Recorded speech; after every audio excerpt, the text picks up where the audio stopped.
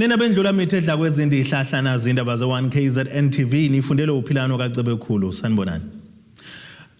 Nazo kwizona ndaba esithizo ezihamba phambili namuhla. Kukhunjulwe impi yaseSandlwana. Amabutho kaZulu acoboshiswa eShiyane. Kanamandlela ndawonye ANC ayamethemba owamaphoyisa. Sanemukele nena bakambombo shomnyama kwindaba zethu ze1KZN TV. Bebenga ngoZulu eya emakheni abantu bebehambele isikhumbuzo sempi yaseSandlwana eyayiphakathi kwamabutho kaZulu kanjalo nawamangisi ekade kibambene emahlanze entabeni ethatha njengengcwele kwaZulu iSandlwana enquthu. Kwisikhumbuzo sakulonyaka kugqame ukuqondana ngqo kosuku eyalwa ngayo ke lempi ngomhlaza zingamashumi 22 kuMasingana ka1879 njengoba nangalelo langa kwakungusuku lwangolesithathu njengoba futhi kuyilo namuhla. Bebengangempethu zendlovu abantu bebeliqhamukise indaweni ezahlukene beyingxenye yesikhumbuzo sempi yaseSandlwana enquthu maphakathi nelikaMthaniya namuhla. UNdunankulu kaZulu Natal uThamsanqa Ntuli nohlalo wendlovu uholo bomdabu inkosi uPhathisizwe Shinga bangabanye babathule izinkulumo zabo kuwonakela umkhosi ngaphambi kwalo izulu eliphezulu. Hlangana umhlabathi umnqoba kaZulu eSandlwane kungumlando ohlaba umxhwele kwakhombisa ukuthi ubumbano nobunye buzala ukunqoba. Ukunqoba kaZulu eSandlwane kwaqhuquzelwa amazwe aseAfrika ukuthi athole inkululeko omningi bawo. Ngiyafisa ukugcizelela ukuthi uma ngabe kukhona isigameko esibaluleke kunazo zonke emlandweni womuntu ompisholo emhlabeni jikelele, leso sigameko kwaba ukuhlabana kaZulu eSandlwane. Kwangakaze cacanga ukuthi isigagayi zombuso wamangisi nabanye ababe baphelezela singahlulwa futhi sihlulwe isizwe sabantu ababe izigqila zabo ngaphambilini. Kuzokhomleka ukuthi amangisi nawo ahlomula kakhulu ekuthengeni abantu abampisholo njengezigqila. Imizamo yokuqeda ngesizwe sakithi isaqhubeka ngezindlela eziningi esingabalula kuzo ukuqedwa kancane kolimi lwethu lukaMageba. Ungabuyiswa komhlaba owadliwa kuZulu okuyiwo esikhala ngawo insuku zonke. Ukugxishwa kwezingane zethu ngezidakamizwa uphuzo oludakayo. Njengamanje kukhona kuyona indida esiphethe njengesizwe futhi lapho ubona khona ukuthi saqedwa wona amandla ethu. Njengamanje singuZulu sithathelwa ibhange lethu esithembele kulo sindlu empisholo okuyibhange sazi ukuthi lisiza kakhulu abantu bakithi futhi lina nezuzo encane.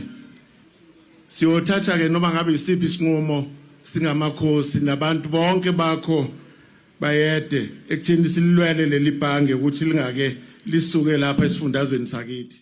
Kulesi sikhumbuzo sakulonyaka sokukhumbula impi yaseSandlwane eyabambana ngezihluthu ngonyaka 1879 ngenyanga kaMasingana zingamashumi 22 indlula mithi yamakhosi yethuleka inkulumo emfishane nje igcizelela ukuthi sasekuzileni kangeke ikhulume kakhulu ngeindaba zesizwe nezakamuva nje ezithe zenzeka. Nina besilo uZulu njengamanje usasemgonqweni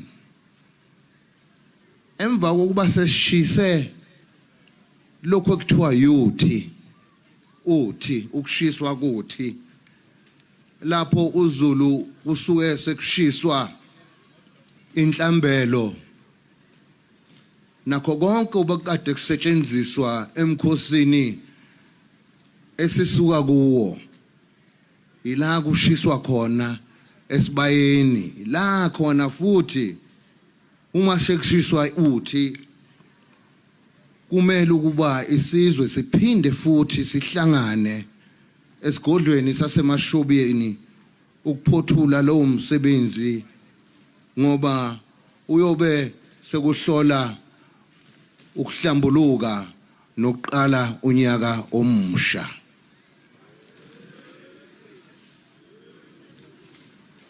Ngalamazwi nina besilo ngicela ukuba ngixolise kakhulu kwabamaphepha. Ngiyazi ukuthi kuningi kade bekulinde namhlanje ukuba kuzophuma emlonyeni wami mhlambe okuthinta ngize ngisaba ngisho ukisho mhlambe okuthinta ingwe yama trust okuthinta lona ibhange ithala mhlambe okuthinta usiko impilo nokuphila kwesizwe indlela eyaphambili nina besilo uma kuthiwa ngifakwe ingubo emlonyeni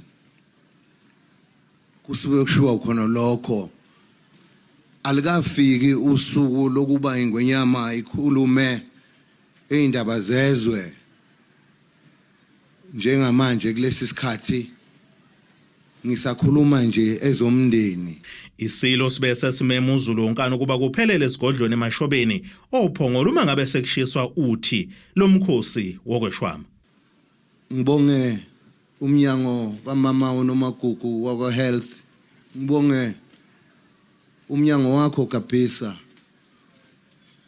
ukubambisana kanye nathi kuyo yonke lemicimbi ngibonge kuninonke Zulu omnyama ukuba sibambene nenkumbuzo nje ukuthi sisazilile ngalamazwi ngiyakhuleka futhi ngiyalawula ibutho abaphathi bamabutho ukuthi senze isiqiniseko ukuthi mhla ka12 siyahlangana ukuba sonke siyobe sikhululekile ngalelo langa sikwazi ukuba imisebenzi yesizwe iye phambili leyo ntuthu eyobe ishala lapha esibayeni ibaleke kakhulu Kuona-ke lo mkhosi kube sekufanekiswa kwakwenzeka ngosuku lempi yaseSandlwana ngesikhathi ibambene ngeyihluthu. Ikhulu namashumi amane nesithupha iminyaka kwalwa impi yaseSandlwana lapha amabutho kaZulu anqoba khona amasotsha amangisi mhlanza zengamashumi amabili nambili kuMasingana ngonyaka u1879. Lempi ke yaqhubekela ke endaweni yaseShiyane. Umasipala wesifunda uMzinyathi wenza ke isifundo lapho kufundiswe khona kabanzi ngempi yaseSandlwana kanjalo ke neyaseShiyane. Umeya lo masipala uPetros Ngubane uthi kufanele abantu bafundiswe ngomlando wabo. Indawo yaseShiyane ingenyeke yezindawo ezinomlando ngempi yamabutho kaZulu elwa namasosha amangisi nokuyilapho ke amangisi ayebalelwa ku139 elwa ke ahlula amabutho kaZulu ayelenganisela kwisikulungwane ezine ke kwesihlanu. Le ndawo ke ithatha njengenobuqhawe emlandweni njengoba ke ingenye yezindawo ehehe isivakashi eNingizimu Afrika. Lempi yaqala lapho ke iviyo lamaqhawe akwaZulu elaziwa ngokuthi uNdi Corps luphuma ke embuthweni omkhulu walo luchezuka amakhilomitha angu6 ukuze ke lihlasele lalihlomeke ngemkhonto nezihlangu zesikhumba. Imeka kamasipala uMzinyathi ugcizeleleke kakhulu ngokubaluleka ukuthi abantu bazi ngomlando kaZulu kanye ke nokubaluleka kwawo. Siyajabula ngoba lempi eyayilwe eminyakeni eminingi kangaka e146 edlulileyo namhlanje isilo ngo2019 sasho sathi lena kube intaba lapho kungase kuba intaba yokukhumbula impi nje kuphela kube intaba yokucabanga yokukhuleka intaba engcwele size lapha ke nje sizonxusa kuba kube khona ukuthula oqala endlunkulu yakithi kwaZulu okwesibili esizweni samaZulu okwesithathu umuntu ngomuntu ezizweni ekhaya emndenini kube khona ukubuyisana. Yilokho kwakhulunyelwa uMdlokombane esishiya la ngo2019 yilokho uMdlokombane akucela kuba siqaphele sibheke le ndawo siphathe njengezikhali zamantungwa washiya seyukhamile umkamo isoya eliphendulile kuba sakhe okwa izindlu zamagugu lapha kule ndawo kwakhiwe nesibaya kube indawo lapho njalo abantu befuna ukuzophumula khona bebe ivakashi ifika ebuye emazweni amhlaba zibone ukuthi kwakuhlalwa kwakunjani. Isazi sezomlando uchazeke impi yaseSandlwana njengendawo ke yenza isizwe samaZulu sibeke ngehloniphekile ezizweni zonkana. Into eyenzeka after amabutho kaZulu senqobile eSandlwana because kwaba nelento ye-ceasefire kwabonakala thina bayahlulwa and then amangisi agibela amahasha abaleka eza eShiyane ila umuntu anidabula amanzi kampande ngoba wafika khona noNdi ibutho mabefika eSandlwana basebethi umuntu onidabula amanzi ngeke yena aphindele emuva namabutho akhe bengakalwi ilapha bawela khona ke umzinyathi beza eShiyani eRockstrift bezolwa namangisi into ayenzeka isilo sasibatshelile ukuthi yena bangalwi namangisi uma sewele umzinyathi ngoba sewuterritory yawo leyana so yaliwa ke impilo into ayenzeka abantu bavele ba relax amabutho kaZulu in particular ayitshela into sekuphelile ngamangisi kanti amangisi azobuya futhi azoshisa undi mhla ka 4 July 1879 abopha inkosi esilucetshwayo asesibopha ngoba sasilokhu sicasha engasitholi bengasitholi singasahlala ondini seshisa iwindow saboshwa emzini okwambuyisa emahlathini asengoba umzi kaShodo kwasomfunga nembuyisa sathathwa ke sagijima kwasuka sayisiwa ePort Danford la esahamba khona sesiyo ekudingisweni odemoleni eplazini lo ke oyinyosi esilo nyosi Buzetsheni Mdletshe uthi ke lolu suku usuku ke olwabamuncu kodwa futhi oluyisibusiso njengoba ke lwabeka uZulu ebalazweni lomhlaba ubudlelwane balelizwe namanye amazwe buqiniswe ke umlando wempi yaseSandlwana uMdletshe uthi kuba khona kwengonyama ehleli ehlalweni njengamanje lokhu ke kuwuphawu oluthula noma oluthoba amanxeba okhokho njengoba ke amangisi ayefuna ukuqeda ngobukhosi bukaZulu ukuthi siguqule inhliziyo zethu zibheke eSandlwana ngisho usekhaya kusho ukuthi umukela lobo buhlungu kodwa futhi umukela lawo mandla okunqoba enzeka ngalolu suku esikulo lomhla ka22 okunye ke sikuthokoza kakhulu nakuba abantu bekhuluma lokho yana lokho kodwa ingonyama ehlezi sihlalweni sengonyama ucetshwa namuhla iyuphawu oluthoba amanxeba kokhokho bethu ngoba phela injongo babevikela ubukhosi obabudinga kuba buqedwe uma ke sisenayo ingonyama kusho lukhulu nakuba ke mina ngibhlungu ukuthi amangisi asinqoba ke yebo njoba esho kodwa ukushisa isigodlo umcebo wawo sesigodlweni nondini uyamangalisa iphinde bese ngithi uma ingonyama yethu sebeyibophile inkosi ucetshwa bese beyephuca amandla obukhosi bezwe layo obulokhu baphela la ngoba ingonyama yethu akufanele ukuthi ngabe ayinazwe kwiSADC ayinazwe eAfrica ayinazwe kwiUnited Nations ibe ihola isizwe esingaka kodwa ke nathi masingakulwela lokho thina Zulu ikakhulukazi nenibasha ukuthi hawo sengathi lapha komakhelwane eLusuthu ingonyama yakhona iyahlonishwa iyamenya lezigaba kade ngizibala khona lapha omakhelwane eSwazini ingonyama yakhona iyamenya yini eyethu eyenza uba ingoba nje kuphela sanqoba amangisi asikaxolelani namanje emva kwekhulu leminyaka eseliya le ecabanga ukuthi mhlambe seliyofika noko 45 mhlambe ngikhulume lokhu njoba nami sekukhona lawo mawunga kodwa nje abantu abasha ake nibuze ukuthi sasoneni ake sithi ishelelele ezitolo nina besilo siyabuya nezinye izindaba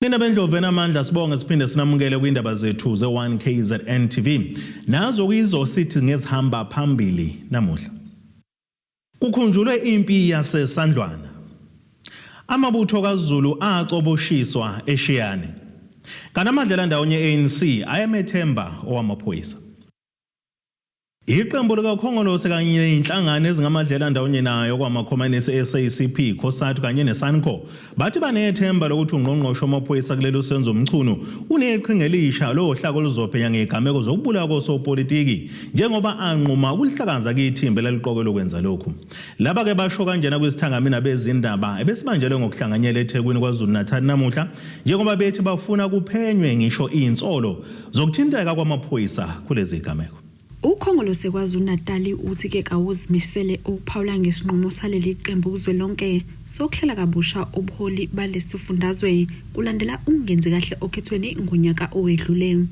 This current matter we have decided as the National Executive Committee that let the communication so that it's not distorted or it's not like that nobody at the provincial level speak about these matters. Let's leave these things to the national officials and the Secretary General of our movement. Leli qembu kanye nezinhlangano ezingamadlela ndawonye alo babambe isithangami nalapho ke bephawule okokuqala ngesinqumo sikaNgqongqoshe wamaphoyisa kuleli sokuhlakaza ithimba ebeliphenya ngokubulawa kosopolitiki bathi ke kakwanele ukumiswa kwalo zingekho izinhlelo zokuqeda lesihlava. Police are involved in this thing.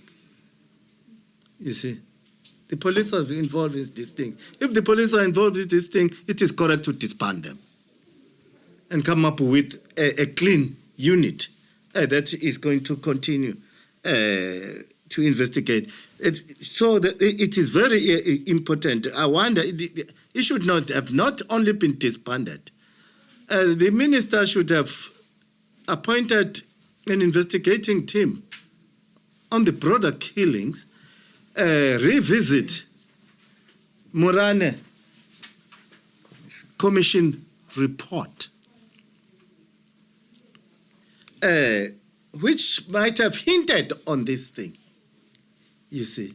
So I think what the minister have done may be not sufficient, you see, may not be sufficient. He must come up with an investigation on this matter. Bephawula ngodaba lokuvalwa kwethala bathi ke lokhu kuqhuquzelwe ipolitiki futhi bayagxeka njengoba bezikhona ezinye inyathelo ebezingathathwa. We are saying that all challenges that Ithala could have faced should have been addressed amicably, but try to actually assist Ithala than collapsing Ithala as a bank, because the majority of the depositors there, it's a people who are poor. There are communities where there are no banks, but there's only Ithala. Here we are talking of people who are tax owners, we are talking about and tax drivers, we are talking about people who are grant recipients, we are talking about workers, ordinary workers, a number of people. And these people have been left stranded the way in which Prudential has approached this issue. We believe that it should have been approached in a more matured way and in a different way. Eindabeni ze-1 KZN TV kubikuntombi khona Mfubu ngiseThekwini. Owesifazane wasendaweni yaseBukhanana kwesakabiyele enyakatho nesifundazwe KwaZulu-Natal unompumelelo uCulu ongunina womntwana okusola ukuthi ke wazanya ukudlongulwa ngokufika odabuka ke ezweni laseMozambique onesitolo endaweni uthi kufuna kumthetho udlaleke indima yawo kumsolwa abolele ejele ngesenzo sakho lokuza ke njengoba kumsolo evele kafushana phambi kwenkantolo kaMantshengolezane ukuzolalela isicelo sakhe sebhayili. Uvele enkantolo kaMantshengolezane uSero Nairo osola ngicala ukuzama ukudlengula intombazanyana neminyaka eyi13 yaseBukhanana kwesakabiyela nokuzigameko okubika ukuthi ke senze ngonyaka wedlule unina womntwana nompilo Xulu uyasilandisa ngokwenzeka. Singanami ngangade ngithume esitolo somunye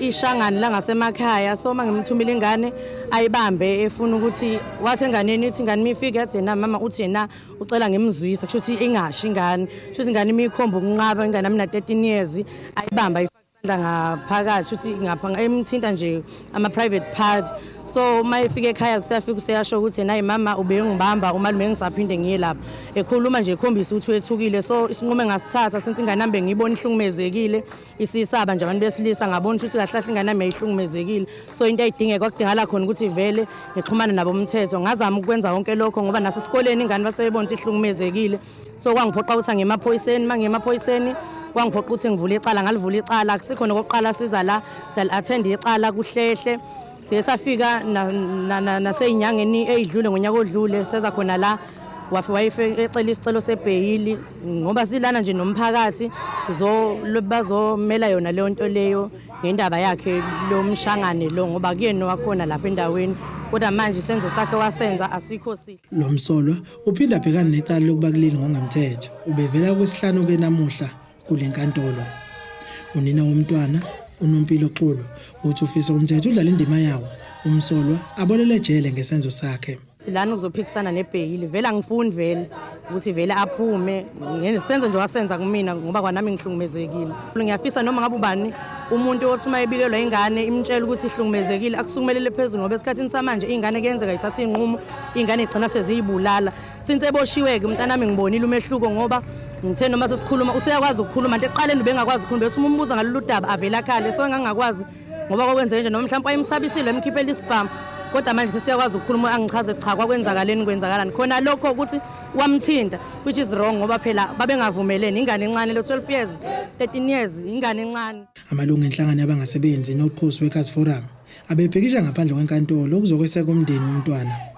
Le nhlangano ithi uhulumeni akangenelele exazulweni udaba lapho kufika abakuleli ngokungemthetho. Sithola ukuthi kunabantu bokuhamba noma bokufika esicabanga ukuthi bangabafowethu base-Afrika abalangi okungekho emthethweni esibathola sebenamabhizinisi sekuyibona benza icrime eningi. Sizobabaza nje njengenhlangano yomphakathi ukuthi asisukumeni siyabantu abamnyama sivikele isizwe sethu singavumi ukuzoxhashazwa ngabantu endaweni esakhe kuyo. Ingane ayisaphephile, abesifazane abasaphephile, nabo abesilisa abaphephile kulezi zinto zokuthi kunabantu abangekho documented. Ugovernment siyafisa ngenelele ukwenza sure ukuthi wonke umuntu ola ngaphakathi kwecountry kuyaziwa ukuthi uzosebenza. Icala lihlehlele umhlazi 14 kuNhlolanja lapho inkantolo izodinga idake udaba lukaMsolwa ukuba kuleli ngokungemthetho nabameli bakhe. Ezindabeni ze1KZN TV kubinkosi enhle Mthembu eNgwelezana. Inkantolo kaMantshi yasePort Shepstone simthole necala losolwa ngokubulalwa nguthisha uSiphamandla Dlamini wayeneminyaka engama-28 nowayefundisa efunde eduze secondary kwaQoloqolo wasemthwalume esigodini sasesibanini. Umsola kuSpinash icele ulahlwe ngamacala kamathathu kwayelokubulala uSiphamandla kanjalo namabili lokuzama ukubulala umfowabo kaMufi nelokugwaza limaze omunye umfowabo kaMufi. Ulahlwa amacala amathathu bebhekene nawo osolwa ngokubulala uSiphamandla Dlamini owayeneminyaka engu-28 ubudala wasemthwalume esibanini nowayefundisa efunde eduze secondary kwaQoloqolo. Ngaphandle kokulahlwa yicala lokubulala uSiphamandla, umsolwa uphinde walahlwa amanye amacala amabili elokuzama ukubulala kanye nelokushaya ngenhloso yokulimaza, kanti bobabili laba bangabafowabo kaMufi. Omunye wabafowabo kaMufi obekhona enkantolo uthi bathokozile ukuthi umsolo ulahle yiwo wonke amacala bebhekene nawo. Siwumndeni sijabule kakhulu ngesinqumo esenziwe enkantolo namhlanje sokuthi ummangalelwa bamthole enecala eguilty kuona wonke amacala kade ethosewona. Sijabule kakhulu siwumndeni ngaloko ngoba sesiyazi ukuthi usezogwetshwa manje uguilty kuona wonke amacala nawo. Iqhubeka uthi okubaphatha kabuhlungu ukuthi leli cala liphinde lahlehla. Into esiphatha kabuhlungu ukuthi sekuphinde kwahlehla so sekuthiwa sibuye next week mhla ka-29 sizolalela ke iminyaka newa yona but sumndeni iminyaka esi-expectile ukuthi ayinikwe iminyaka ethi ayibu-19 kuyaphezulu. Usihlalo weWomen of Umzumbe uthi bajabulile ukuthi umsolwa ulahlwe yilamacala. Amacala akade bekwewona umsolwa amlahlile wonke wamathathu awukuzama ukubulala u2 lelilodwa lokubulala nakuba mhlambe kusiphathe kabi ukuthi singaphumi namhlanje isinqumo ngenxa ukuthi kunezinto ummeli wakhe athe usafisa ukuthi enezibhekwe esayidini lasekhaya ukuthi kube umntwana oziphethe kanjani so imanje kuyasiyamvumela ukuthi no akuthathwe isikhathi sokuthi kunikezwe ithuba ummeli wakhe ahamba ayochecka lezo zinto. Ube esenxusa abazali ukuthi bayala abantwana babo ngendlela yokuziphatha.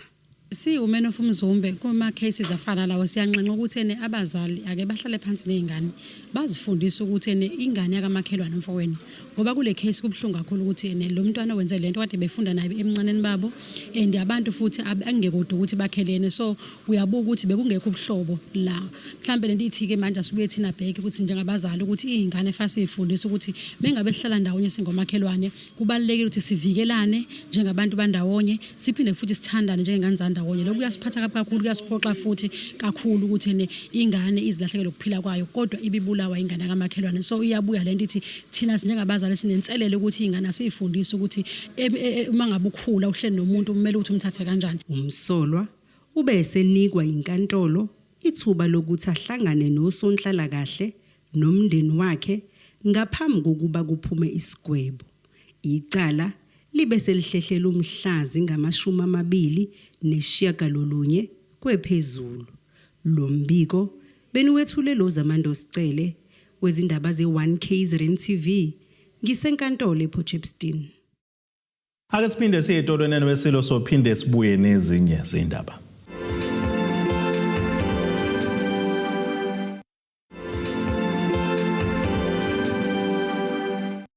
Asibonge nina beselo siphinde sinamukele futhi kwindaba zethu ze1 KZN TV.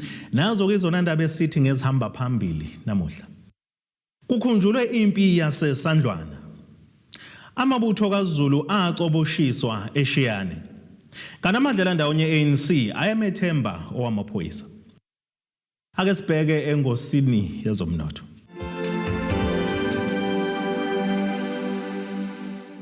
Iranda kuleli u-18.53 maliqhathaniswa nedola laseMelika libe ngu-22.83 kupondo yaseBrithani, libe ngu-19.29 kwi-euro yase-Europe, kanti intengo yegolide ngu-$2,752.97 ounce, kuthi intengo yalo ngahluziwe ube ngu-$79.29 umphongolo.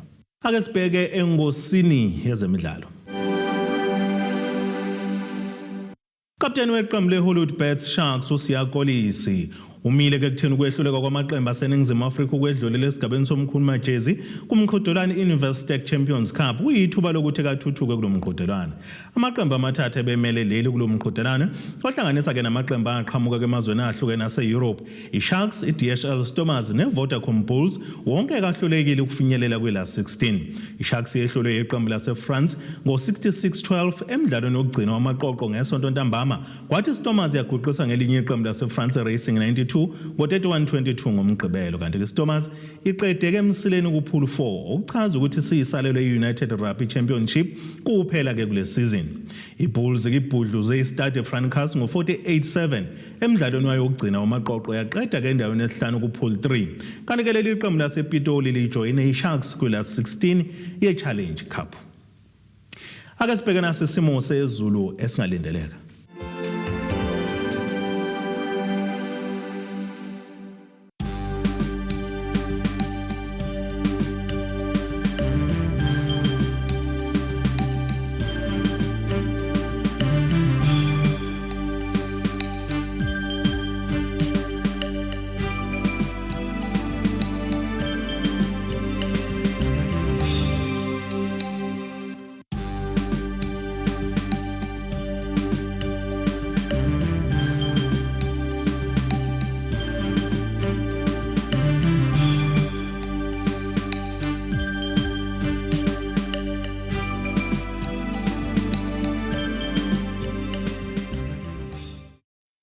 Nina benyathe emnyama kandaba ejame ngomkhonto ophezulu komzimvubu, amamponda isaba ukuyehlela.